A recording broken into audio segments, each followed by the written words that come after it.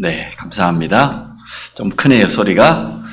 우리 옆 사람은 축복합시다. 믿음의 그릇을 준비합시다.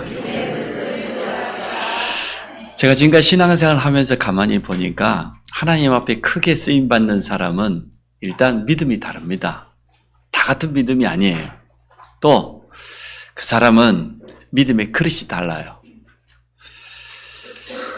믿음대로 응답받고 그릇대로 채워지기 때문에 시편 81편 10전에 말씀하셨지 않습니까? 내 입을 넓게 열라 내가 채우리라. 내 입을 넓게 열라 그 말은 기도해라 그 말도 되지만 네 믿음의 그릇을 크게 준비해라. 그러면 내가 응답하겠다. 채워주겠다. 그렇게 약속했습니다. 우리 모든 성도들이 믿음의 그릇을 크게 준비하는 그러한 시간 되시기 바랍니다. 주님도 약속하셨습니다. 네 믿음대로 되리라.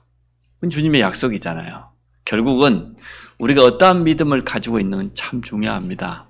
우리 믿음대로 되어지니까 우리는 믿음의 기준이 분명합니다. 하나님의 말씀이 우리 믿음의 기준이기 때문에 결국은 말씀대로 되리라. 그 말하고 똑같겠지요. 우리의 대적 사단은 가장 큰 무기인 불신앙을 가지고 우리 믿음을 넘어뜨리려고 합니다. 어떻게 하든지 성도가 믿음 갖지 못하도록 방해합니다. 불신자가 하나님 안 믿는 건 당연하지 않습니까? 영적으로 잡혀 있는데 구원받은 성도가 믿음 놓쳐버리면 좀 속된 말로 시체예요. 아무 힘 없습니다. 그러나 오늘 우리가 예배드리면서 올바른 믿음을 회복한다고 하면 하나님은 우리를 통해서 역사하실 겁니다. 그래서 오늘 제목이 그릇 준비입니다. 어떤 그릇입니까? 우리의 믿음의 그릇을 준비하자. 세 가지 믿음의 그릇을 준비하기 원합니다. 제일 첫 번째가 우리의 지난 과거는 발판이기 때문에 과거를 발판 삼는 믿음을 가져라. 과거에 머물러 있으면 실패합니다. 부름받은 모세가 미디안 광야에서 도망자의 삶을 살고 있을 때 처가살이 40년 하고 있을 때 하나님 찾아오셨습니다. 내 백성을 데리고 나가라. 그때 모세는 과거에 잡혀 있었습니다. 하나님 내가 누군지 모릅니까? 나는 못합니다. 보낼만한 사람을 보내십시오. 그게 모세가 가지고 있었던 과거에 잡혀있는 그 모습이었습니다. 그때 하나님은 간단하게 답을 주었어요.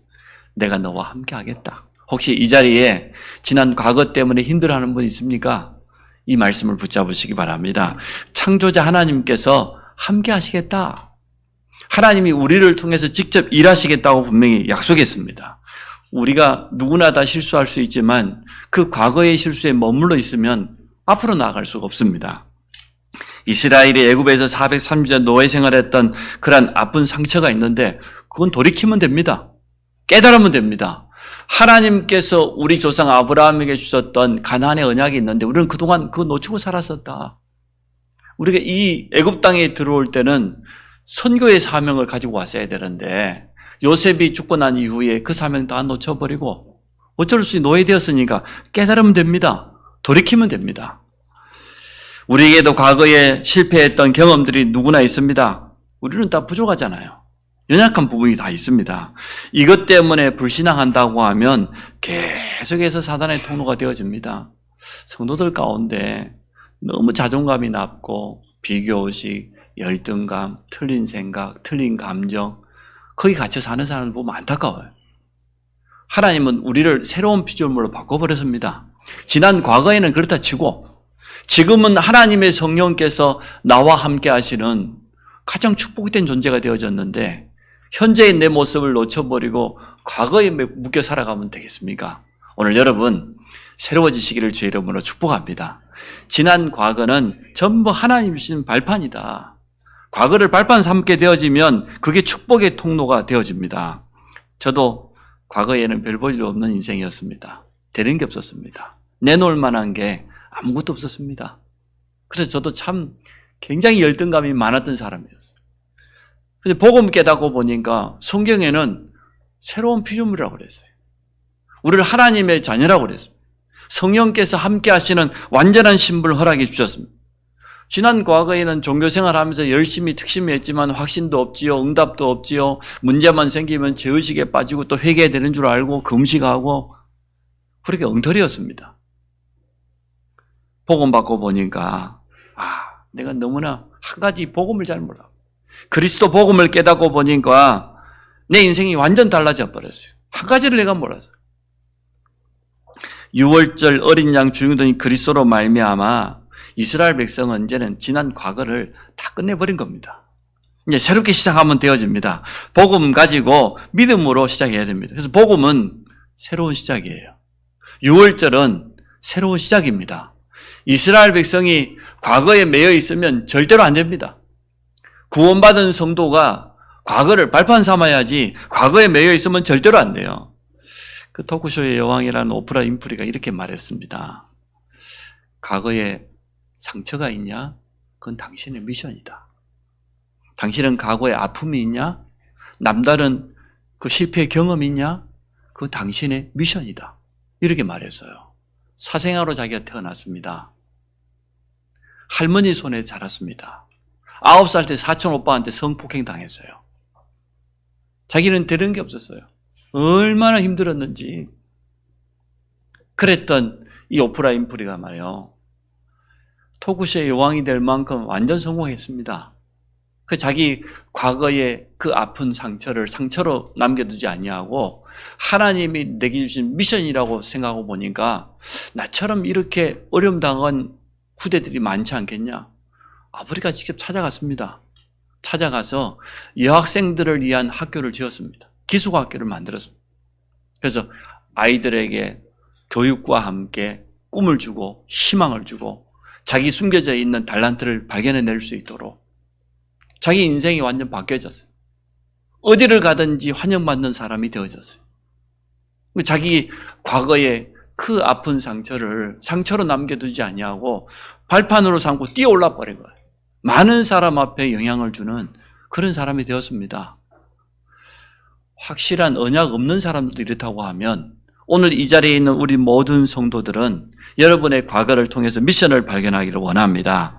우리 가정의 과거, 내 인생 지난 과거가 오직 복음 결론 내도록 하는 하나님의 방법 아니었겠습니까? 그렇다고 하면 이제는 그 과거를 발판으로 삼고 미션으로 삼다고 하면 이제는 많은 사람에게 영향을 줄 수 있는, 해답을 줄 수 있는 그런 사람이 틀림없이 되겠죠. 과거 없는 사람이 어디 있겠습니까? 근데 그 과거를 복음으로 돌아봐야 돼요. 복음 안에서 다시 쳐다보니까 하나님의 계획이었구나.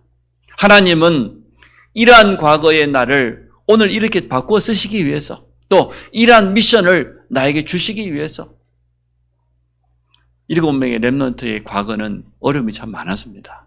그러나 그들 가슴 속에 미션으로 잡아졌을 때 시대를 다 바꿔버렸어요. 시대의 재앙을 막는 주역들이 되어졌습니다. 그래서 오늘 첫 번째 우리의 믿음의 그릇 어떻게 준비해야 되냐?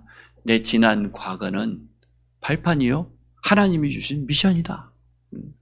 두 번째입니다. 현재 일어나는 모든 것은 응답입니다. 우리가 한 2, 3년 사이에 코로나 때문에 얼마나 어려움 당했습니까? 전 세계적인 재앙이었는데 그게 응답입니다. 코로나 때문에 우리가 이제 비대면 시대를 준비하고 비대면 훈련할 수 있고 이런 축복 받았습니다. 뿐만 아니고 러시아와 우크라이나가 전쟁이 일어난 것 때문에 세계적인 에너지 위기가 와가지고 지금 뭐 난방비 막 폭등했잖아요. 물가가 지금 얼마나 오른지 저도 집사람 따라서 마트에 가봤다가 깜짝 놀랐어요. 이렇게 물가가 많이 올라왔구나. 내가 마음속에 우리 성도들 가운데 참 어려운 분들이 있겠다 이런 생각이 들었어요. 그래서 한편으로는 아니다. 우리가 이럴 때일수록 진짜 믿음 가져야지. 믿음 놓쳐버리면 불신자하고 똑같이 되는 것 아니며 더 못해요 사실은. 또 우리 다락방 안에서도 부끄럽지만 목회자들의 실수 때문에 교회들이 어려움 많이 당했어요. 그것도 큰 교회들이 위기를 당하기도 했습니다. 근데 그것 통해서 교회가 갱신하고 또 목회자들이 하나님 앞에 서라고 하는 중요한 사인으로 봅니다. 그래서 여러분 앞에 지금 일어나는 모든 것은 뭐냐? 응답입니다. 문제가 아닙니다. 문제를 문제로 봐버리면요, 절대로 답이 안 나요. 그 속에서 하나님의 계획을 보고 하나님 주시는 절대 응답을 바라봐야지. 우리 눈이 참 중요합니다. 지금 우리 앞에 일어나는 모든 것은 하나님이 하시는 일입니다. 하나님의 절대 주권을 우리는 믿습니다. 모든 것이 하나님의 손에 있다고 우리는 고백합니다. 고백할 정도가 아니고 믿어야지요. 모든 일은 하나님이 행하셔요. 모든 사람은 하나님께서 그 인생을 주관하십니다. 6월절 어마어마한 기적을 체험한 이스라엘 백성들, 애굽에서 노예에서 해방되었습니다. 참 대단한 일이 일어났죠. 얼마나 큰 응답입니까? 그러면 그 이스라엘 백성에게 주어진 언약이 있단 말이죠. 이거 붙잡으면 되는 거죠. 전 백성이 하나 되어서 오실 메시아의 언약을 해보겠습니다. 그래서 지금 우리 앞에 찾아온 것은 응답이면서도 당연한 거예요. 내가 과거의 실수 때문에 일어난 일이 있다고 하면 갱신하고 다시 시작하면 되는 것이고, 여러 가지 사람 관계 속에서 신앙생활 하는데 갈등이 있다고 하면 그것 때문에 그릇을 넓히고 모든 사람과 복음을 하나 되라고 했으니까 이러한 믿음의 자세를 갖추면 하나님은 역사하실 것입니다. 자, 오늘 본문에 보니까 6월절 규례를 지키라고 했습니다. 여호와께서 모세와 아론에게 이르시되 6월절 규례는 이러하다. 어떻게 지키라고 했습니까? 41절에 보니까 각 사람이 돈으로 산 종은 할례를 받은 후에 6월절에 참여해라. 그때는 노예가 있었으니까요. 또 45절에 보니까 거류인과 타국 품꾼은 먹지 못하리라. 또 47절에 보면 이스라엘 회중이 다 이것을 지킬지니라. 모든 이스라엘 백성들이 6월절 규례를 지켜라. 우리는 6월절 규례를 잘 알지 않습니까? 양을 잡아가지고 구워서 먹어요. 또 떡을 먹는데 쉽게 말하면 부풀게 하는 누룩이 들어가지 않는, 발효되지 않는 그 딱딱한 빵을 먹었어요. 지팡이를 짚고 허리에는 띠를 메고 언제든지 나갈 준비를 하면서. 지금도 유대인들은 이걸 지킵니다. 자기 자녀들과 함께 이 중요한 절기를 다 지킵니다. 왜? 자녀들에게 전달하려고. 하나님께서 우리를 애굽 땅 종되었던 거기에서 6월절 양의 피 바른 날 해방시키셨다. 이거 깨닫게 하려고. 또 광야 초막절 지킵니다. 광야길 가는 동안 우리 조상들은 이러한 초막에 텐트 안에 살았다. 자기 옥상에 올라가 텐트 쳐놓고 자녀들로 하룻밤 지내면서 말이에요. 그때 하나님이 광야에서 우리에게 주신 가장 소중한 게 있는데 그게 바로 십계명 하나님의 말씀이요. 맞나요? 하나님의 능력을 체험했는데 반석을 치니까 생수가 나왔고 말이에요. 대적 아말렉과의 싸움이 있었는데 모세가 하나님의 산에 올라가서 손을 드니까 이스라엘 백성이 이기고, 너무 피곤해서 손이 내려오니까 대적이 이기고, 그래서 아론과 훌이 양쪽에서 모세의 팔이 종일토록 전쟁이 끝나도록 내려오지 않고 붙잡아줬다. 하나님은 지금도 그렇게 역사하신다. 이것을 말이야, 쓴 나무를 먹으면서 잊지 말으라는 거예요. 쉽게 말하면 지금도 지키라는 겁니다. 오늘 우리에게 주는 교훈이 뭡니까? 구원의 축복을 날마다 지켜라. 날마다 기억해라, 그 말이거든요. 우리가 처음 구원받았을 때는 너무나 감사하고 감격이 되고 행복했었는데 시간이 지나면서 자꾸만 우리는 이 구원의 축복을 놓쳐버리고 살아갈 때가 참 많아요. 다른 것에 마음 빼앗길 때가 참 많습니다. 왜 오늘을 살아가는 우리에게 이 말씀을 주셨습니까? 우리가 지켜야 될 6월절은 뭡니까? 그리스도의 십자가의 은혜로 말미암아 우리가 하나님의 자녀가 되었는데 그 구원의 감사와 은혜를 놓쳐버리고 살아가고 있지 않냐? 오늘 그렇게 우리에게 말하고 있는 겁니다. 날마다 구원의 축복과 은혜를 잊지 말아라. 무조건적인 은혜다 보니까 그 가치를 우리가 놓쳐버리는 경우가 참 많은 것 같아요. 부모님의 은혜가 더 그렇잖아요. 이상한 부모도 있습니다만은 부모들은 자녀들을 향한 그 사랑이 무조건적이지 않습니까? 저는 자꾸만 절제시킵니다. 스스로 일어나도록 해라. 우리가 다 해주면 안 된다. 이번 앞주에도 부산 내려가서 우리 딸이 처음으로 그 재금을 놨어요. 네, 자기 살림을 이제 차렸어. 쉽게 말하면 원룸을 하나 얻어주고. 근데 그 살림 하나 그 차려주는 게 쉽지 않더라고. 거의 반 시집 보내는 것처럼 해줬어요. 밥솥도 사줬지, 이불도 사줬지. 사실 별거 아닌데 그렇게 하면서 이제는 뭐 혼자 이렇게 생활을 하는데요. 이제 물론 기도 제목은 미션홈으로 응답받기를 원해서 미션 이제 원룸을 얻어줬습니다.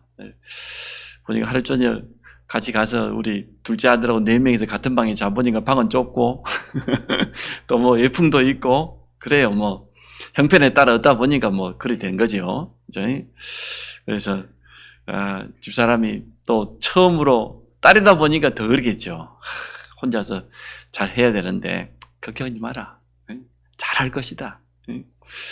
나이가 만 20세가 되었으면 이제 성인입니다. 자기 것은 자기 것, 하나님 앞에서 인도받고 응답받으면 되어지는 거지요. 그래서 우리가 참 놓치기 쉬운 게 부모님의 은혜 묻지 않게 하나님께서 우리에게 주신 이 구원의 은혜 이거 놓쳐버릴 때가 참 많아요. 그래서 오늘 분명히 말하고 있는 겁니다. 모세와 아론에게 하나님께서 뭐라고 말씀하십니까? 6월절 규례를 그것도 대대로 지켜라. 너희 자녀들에게도 전달해라.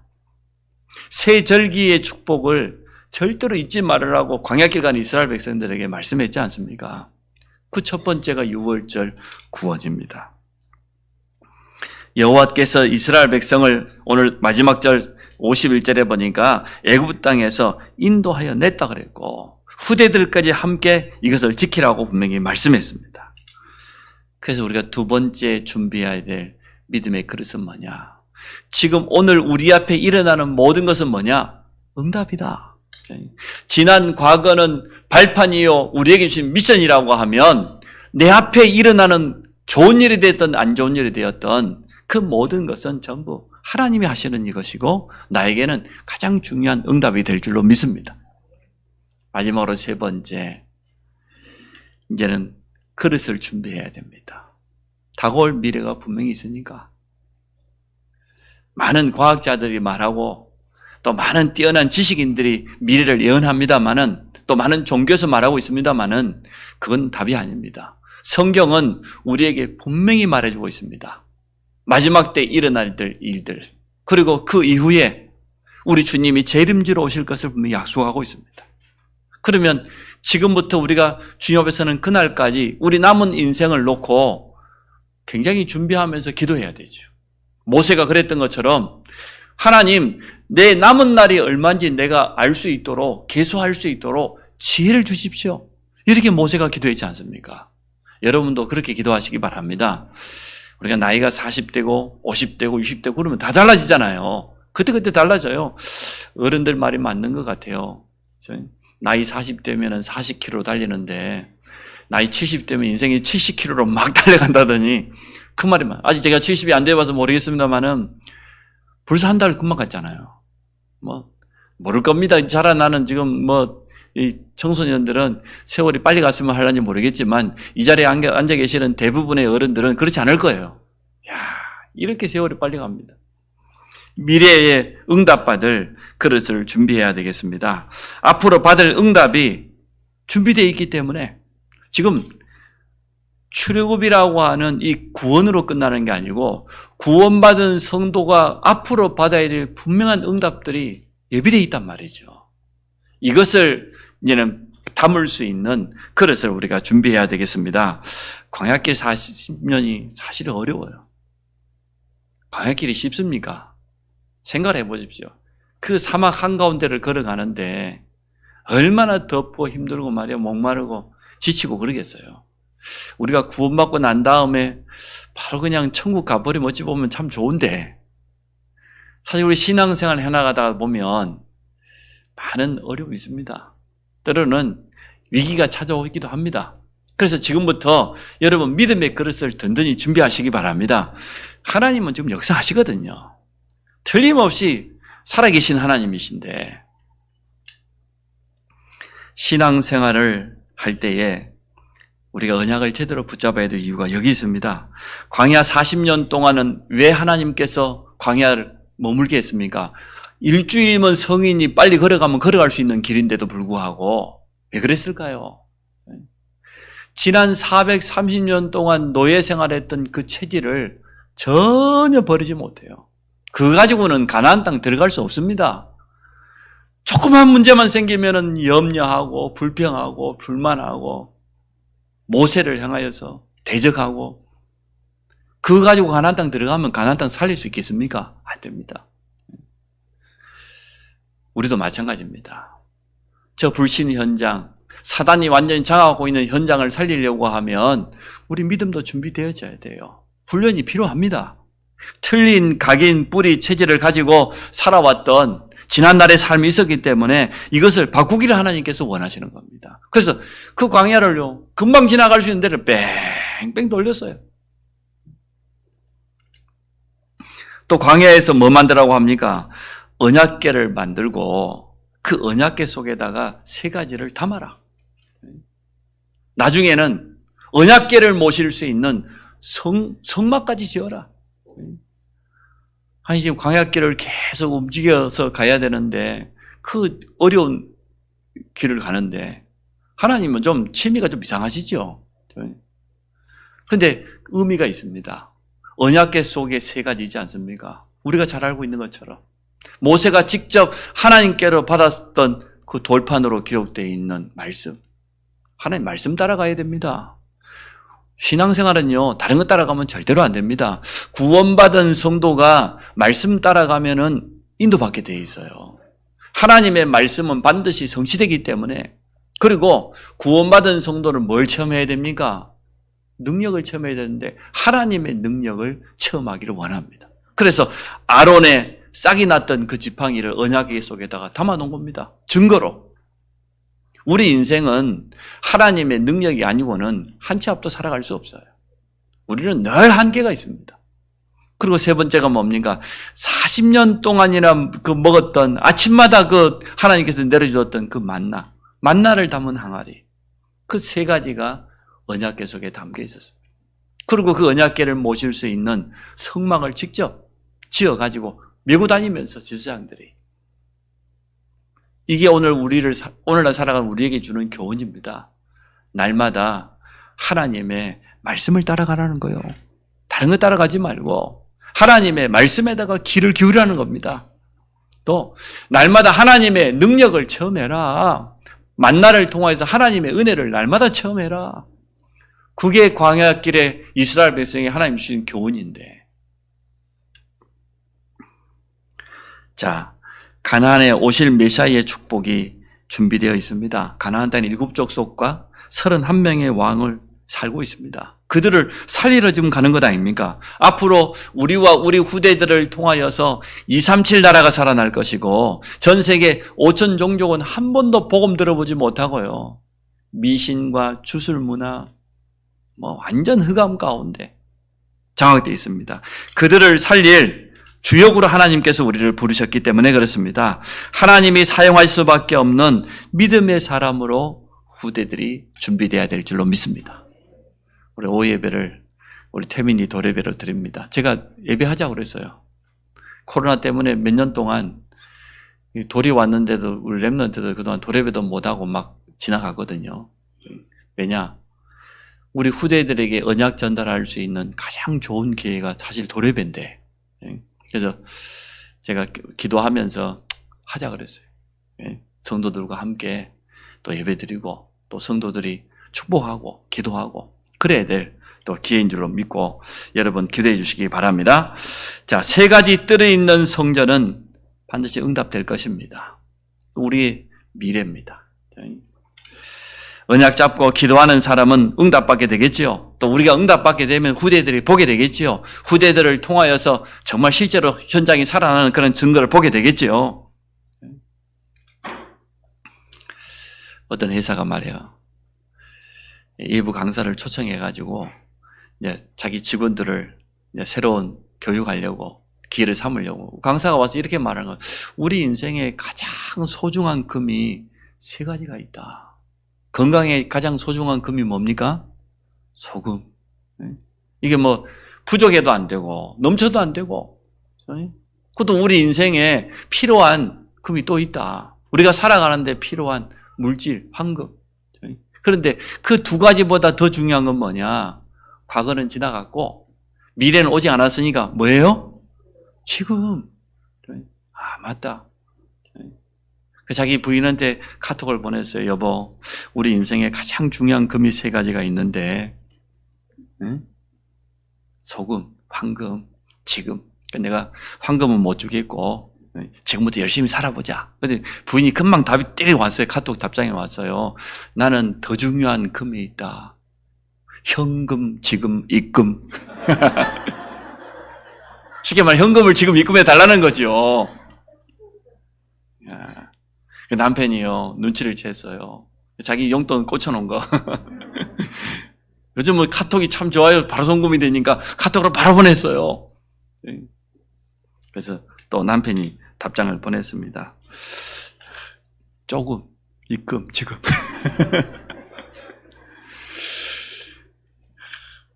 많은 사람들이 지금 현재를 놓쳐요. 지금까지 우리 교회는 과거부터 참 전도훈련 받아왔습니다.